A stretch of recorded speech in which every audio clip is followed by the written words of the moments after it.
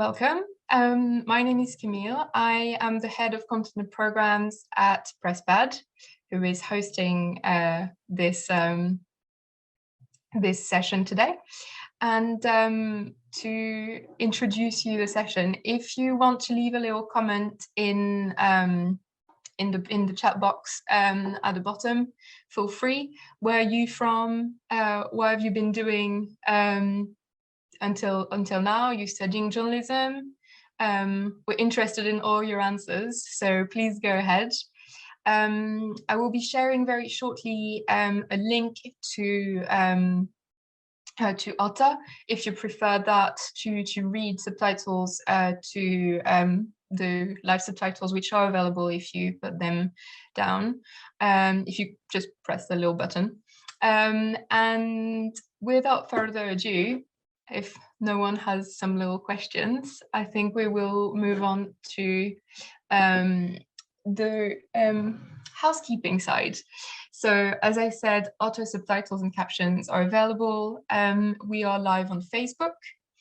We will also be live tweeting this session. And if you want to share any quotes or anything that you are learning and are enjoying about this session on Twitter, we'll be keeping an eye out for that as well. And if you've got any questions as well throughout the session, feel free to pop them in the box, or either for everyone or just to me. And I will make sure to ask a question at the end of the session. So without further ado, our very own Amber Sana. So Amber is was our website newsletter editor and is now our commissioning editor, because we've got some very exciting news coming in the next few months, and so she's preparing all of that for everyone's enjoyment. Amber is a student journalist who is currently completing a BA, although she has now, I think, unofficially finished. So she's and was at the University of Kent Centre for Journalism.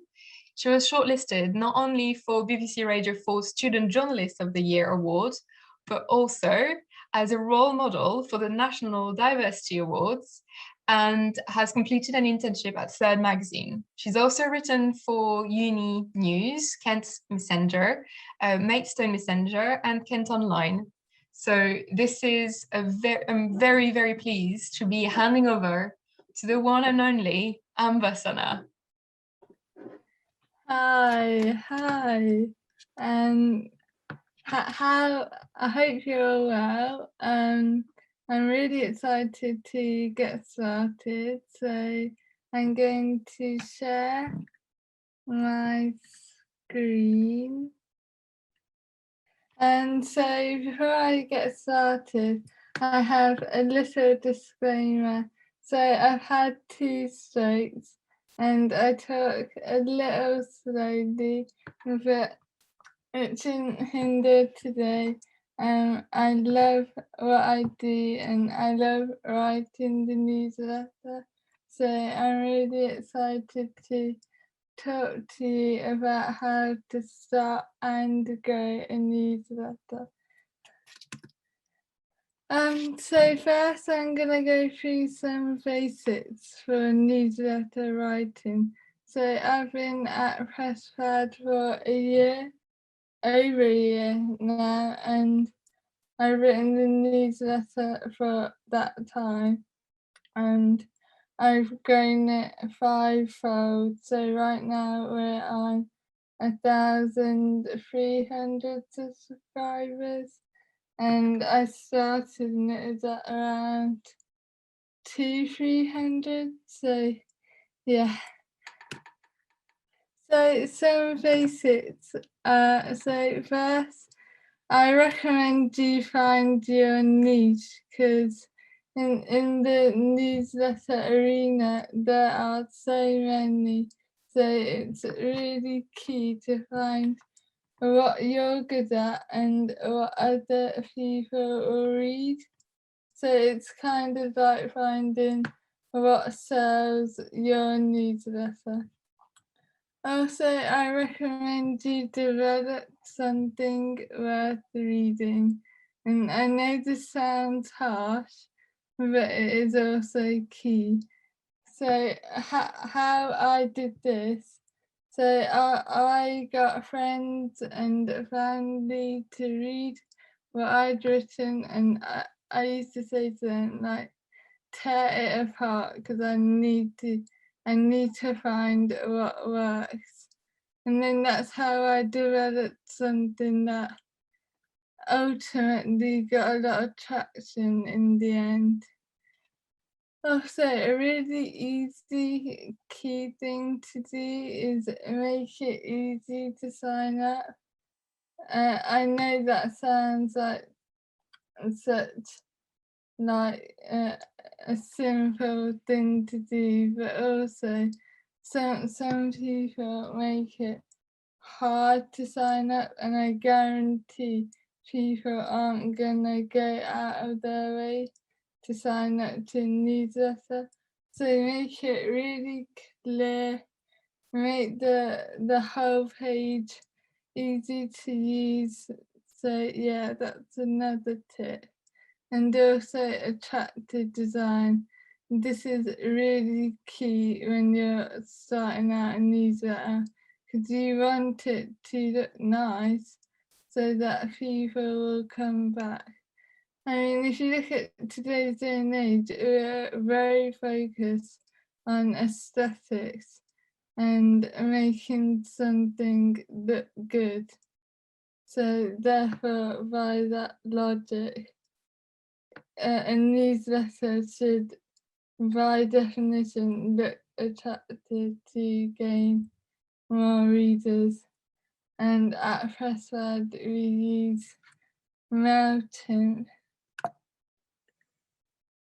So this is a screen recording I took of last week's newsletter, just to show you our layout and how we do it. So as you can see at the top, there's a chunk for a column that I write, and now I have another member of the team, Abigail Layton, who's helping me with the newsletter now. So yeah, so we always have a chunk at the top for a column, and our next newsletter comes out tomorrow, and that is Abigail's first column, so that is exciting. And then we have our diversity reading list, which is something we do every week. And then sometimes we get discount codes from partners, which is like a little gift to our readers. And that's also an incentive for people to sign up. Now, incentives are key when you're starting out a newsletter, because at the end of the day, people, it's harsh, but people want to get something out of reading your newsletter. So to aim to get a few incentives. Maybe not at the start, but as you go, it does get easier to get incentives. And then we have a layout for opportunities. So here we have pictures, and then we have full-time roles. And then there are events that me and Abigail think our readers will enjoy. So that is a really key thing. So whenever we're writing the newsletter, we always think, will our audience enjoy it? Now I had to learn that the hard way, to think about the audience, but I'll get on to that later on.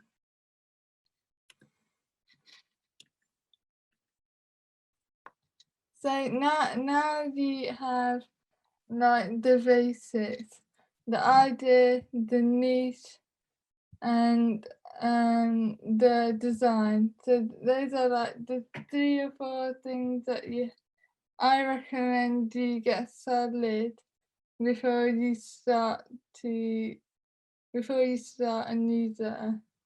And now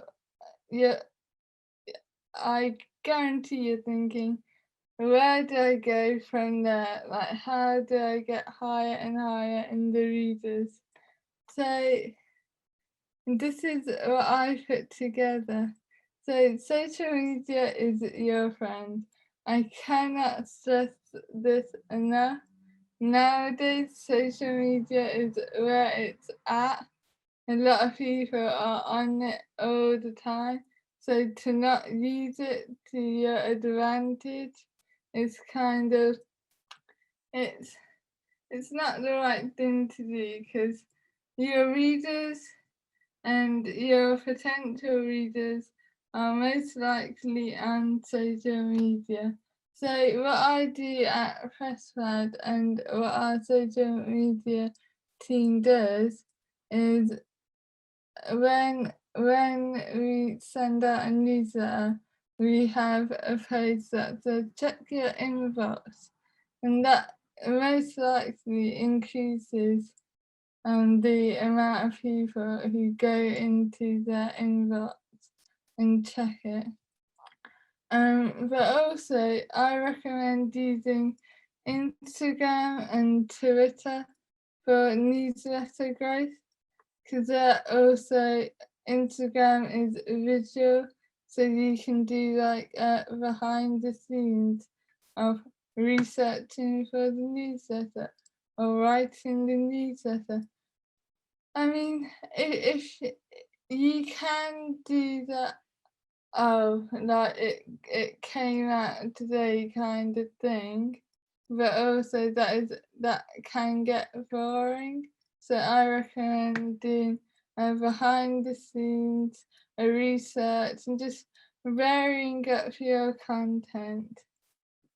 And another way to grow a newsletter is consistency. I love this word because it's key to growth of anything, any media content. Consistency is key. Not only does it build trust with your readers, but it also increases readership. If people are expecting a newsletter, they are more likely to go into your inbox to check if it's there.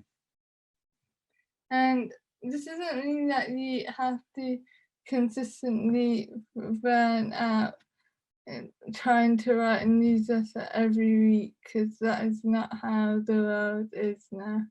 So I recommend, if you are going to take a week off, you use your social media to tell your readers, that I'm taking this week off, I'll be back next week. And that also builds that trust with your readers. And also, don't be like Homer, who's saying consistency is something that. Consistency is key, Homer. You should know that. Okay, so now, what newsletter platform did you use? So as you can see, I have 3 photos on the screen: MailChimp, Substack, and Zapier. I don't know a lot about Zapier, so I'm not gonna go too into detail with that. But we use MailChimp, and I love MailChimp because it's really easy to design. I mean, it's kind of like Medium. So you just enter your headline, write your content, enter another headline. Really easy, really user friendly too. Substack is also a really popular platform too. And the benefit of it is that it's always free, I believe. whereas Merchant, as soon as you hit 1,000 subscribers, then you have to pay for it.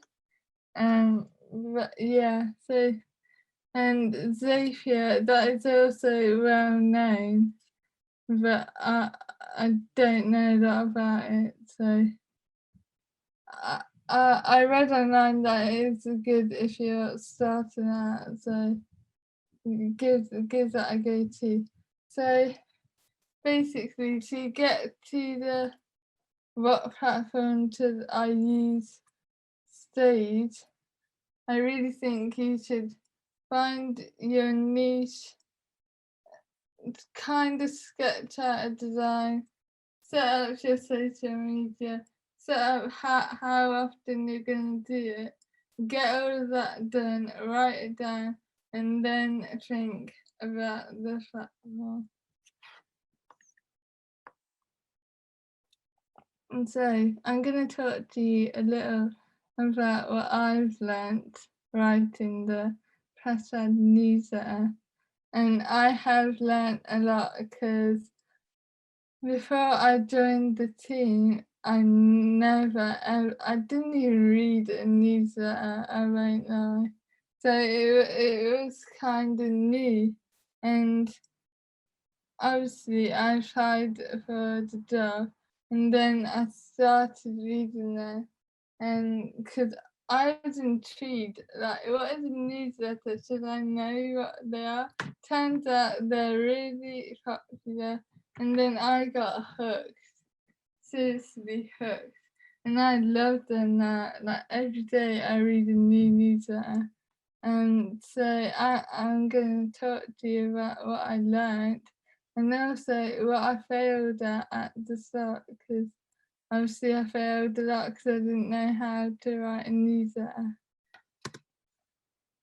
So first, it's a steep learning curve.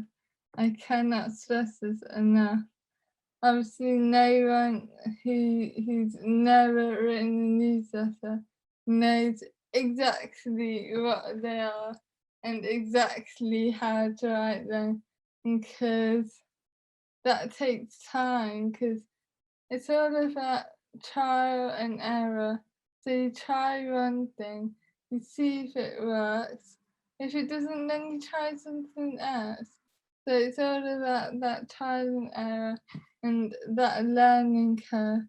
And yeah, it may seem challenging finding what works, but once it happens, it'll feel great, because honestly, when it happened to me, I was on cloud nine, because, it's hard work writing a newsletter, and I'm not going to sugarcoat it, it is, but I think everyone can do it if you put in that hard work. And another thing I learned that I mentioned a little earlier on is write for your audience, because the trouble of writing how you would like to read it is that that's not necessarily how everyone else would like to read it. So say if your target audience is middle-aged, that kind of arena, and you're using colloquial language that only relate to 20 to 30-year-olds, your middle-aged target audience is gonna turn off, and it's likely they won't open the newsletter. So I really recommend you write for your audience, and this will take me a long time to kind of get the hang of. But I eventually did, and our numbers did grow after that. So, like I said, I recommend writing for your audience. So I'm going to talk to you a little about my process writing the newsletter just so you can see how I do it, and I'm not saying this is like how everyone does it.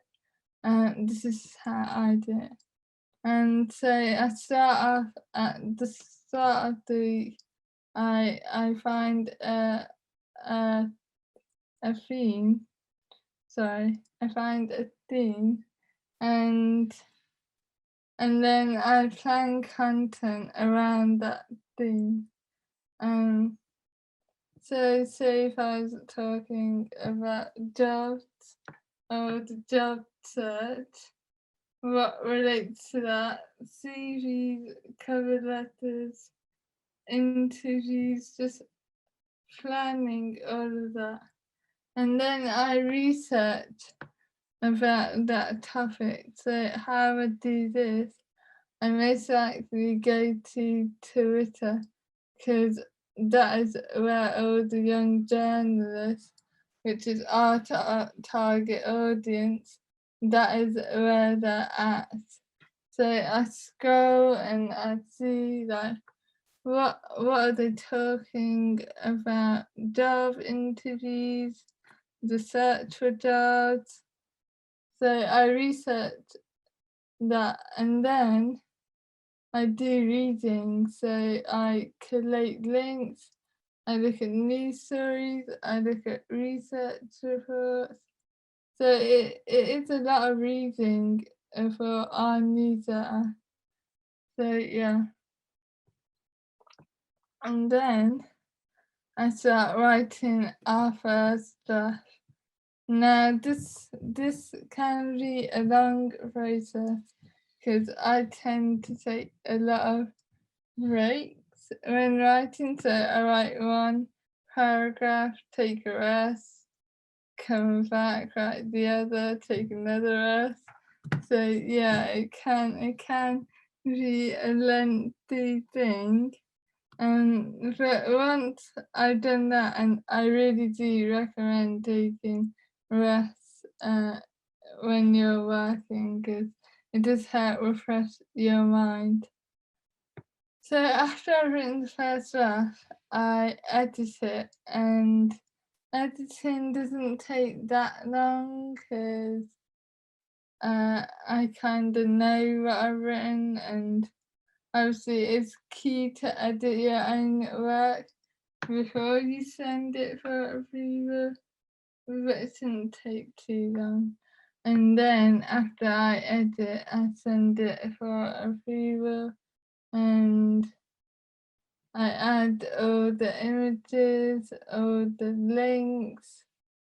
So yeah.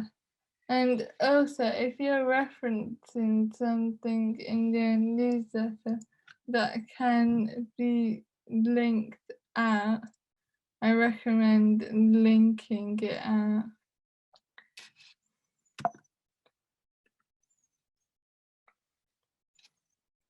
So this is something that I wanted to talk about. How to find out what you want to write about. So this is also another key thing. I know there are a lot of key things in this masterclass.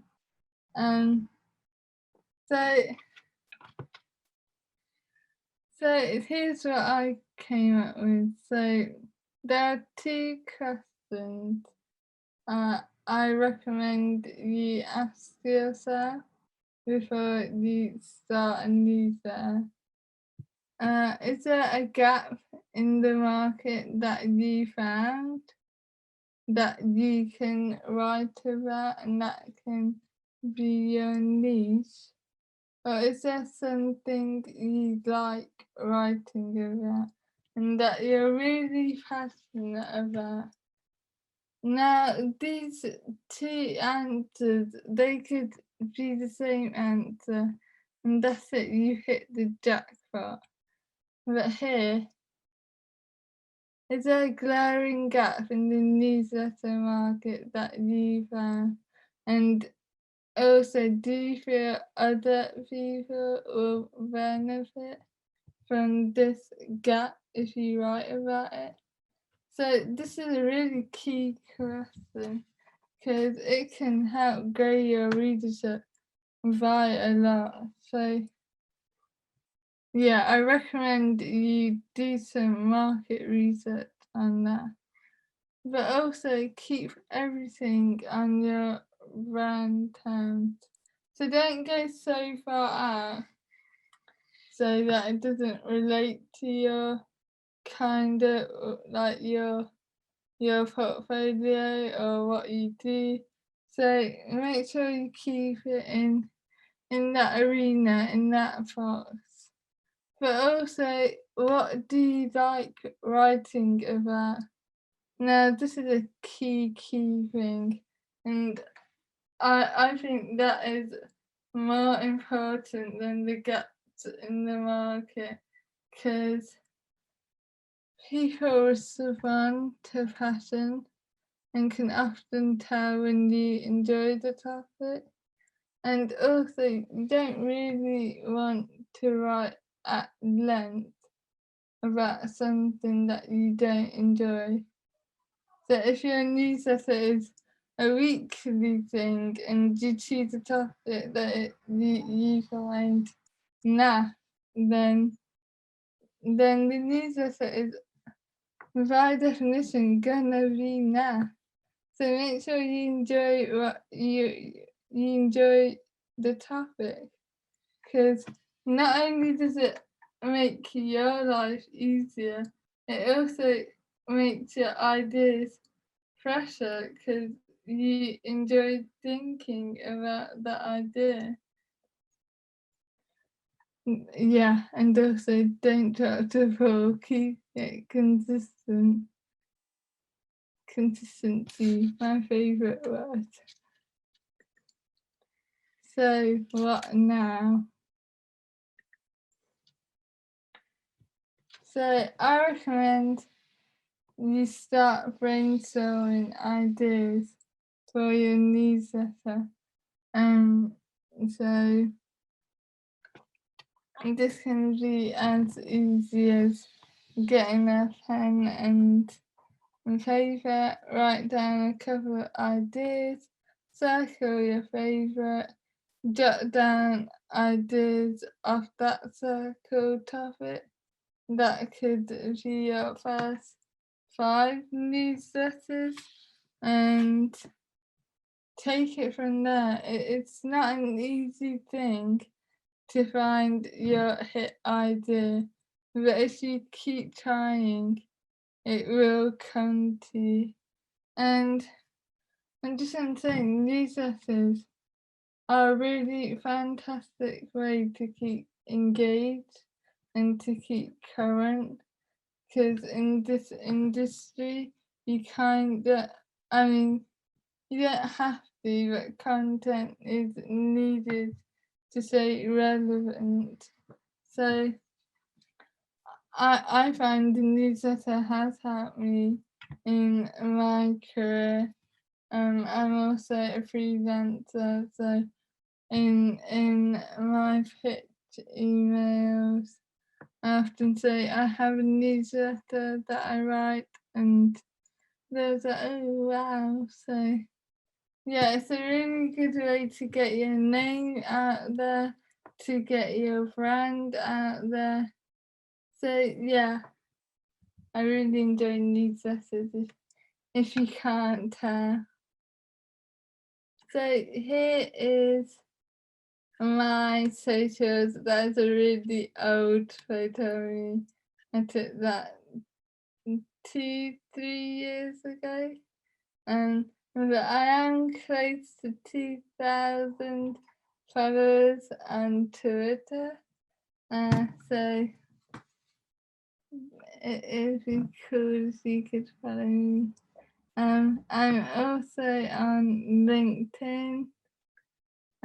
I'd love to connect to you guys.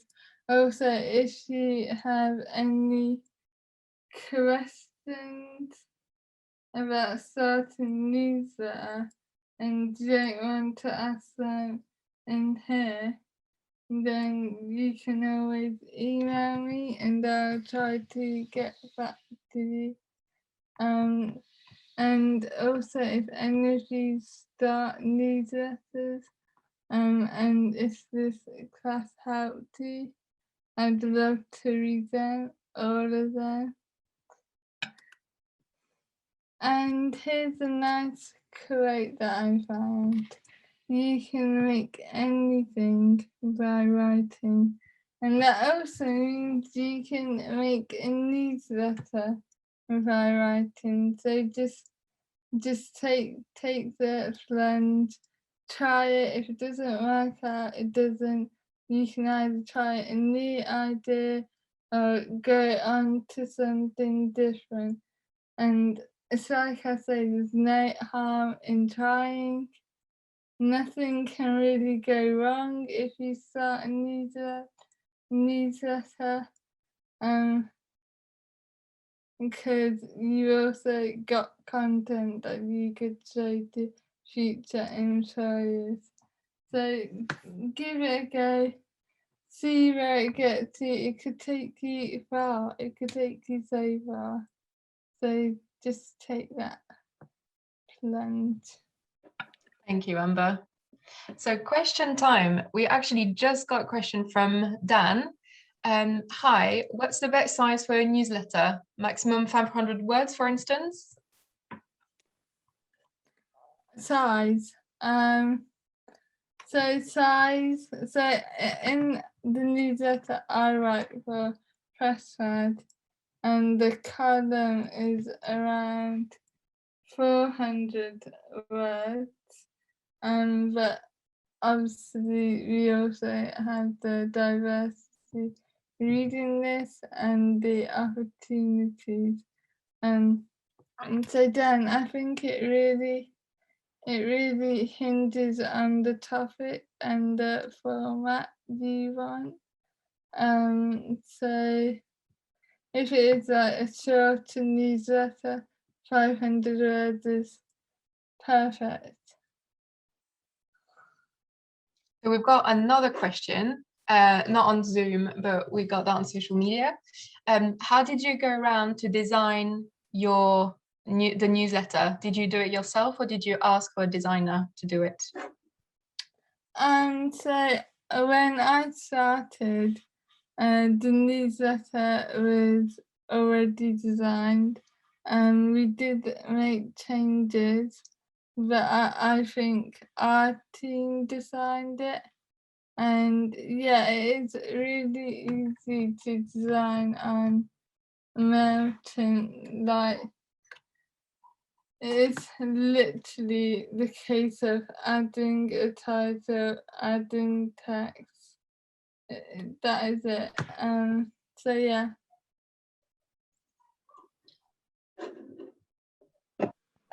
So Daniela is asking, have you got any specific tips on how to promote your newsletter when your followers are still lower?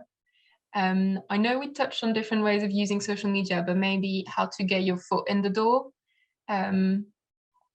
Great. Yeah, so one thing that you could do to get your foot in the door is to email around to people who relate to your brand, and they could maybe, so if they have a newsletter, you could ask them to chat you out to help you gain more followers. But obviously if your readership is low, the likelihood of them shouting you out is lower. So social media, Twitter, Instagram, I really feel it's a case of consistently using those social medias and gaining traction like that will help you. So we've got another question, which is, how do you know when to send it? During the week, or at what time of day you should send it? Right, that's a good question, and they're all good questions. So PressPad, we had a bit of difficulty figuring this out.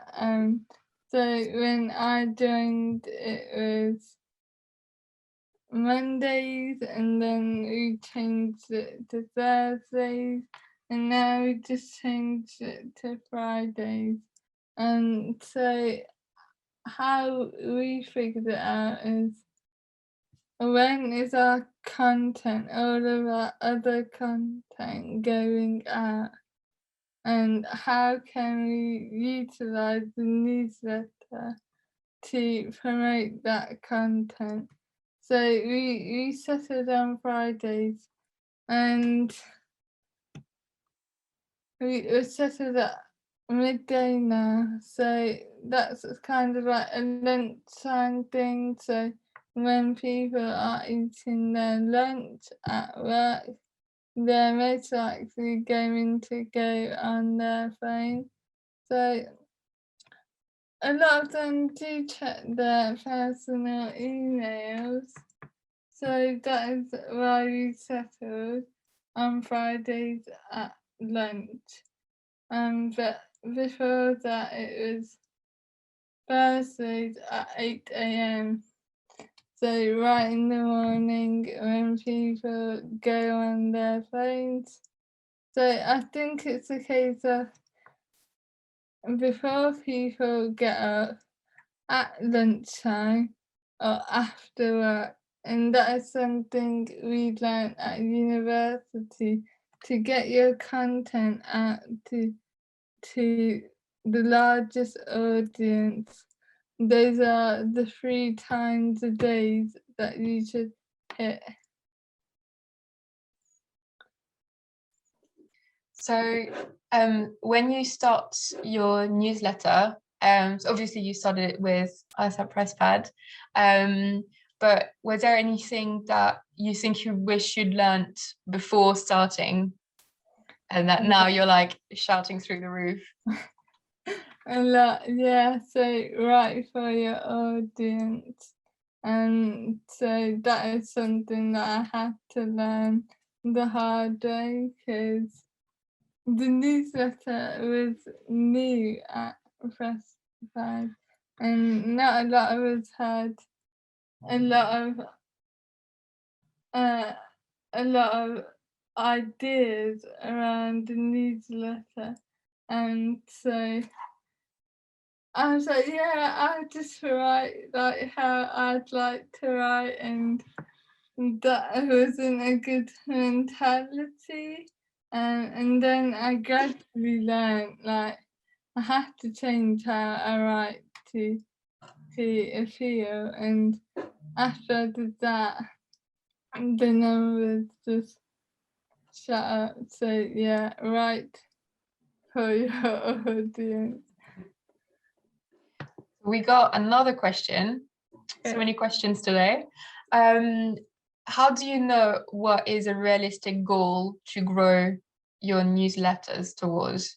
So I think that's probably like, how do you know if you can reach 1,000 subscribers in, you did that in a year, didn't you? Yeah. So it was at 200, and a year later it hit around 1,200. So finding a realistic goal. I think this is a hard thing to answer, because it depends on how do you approach your newsletter.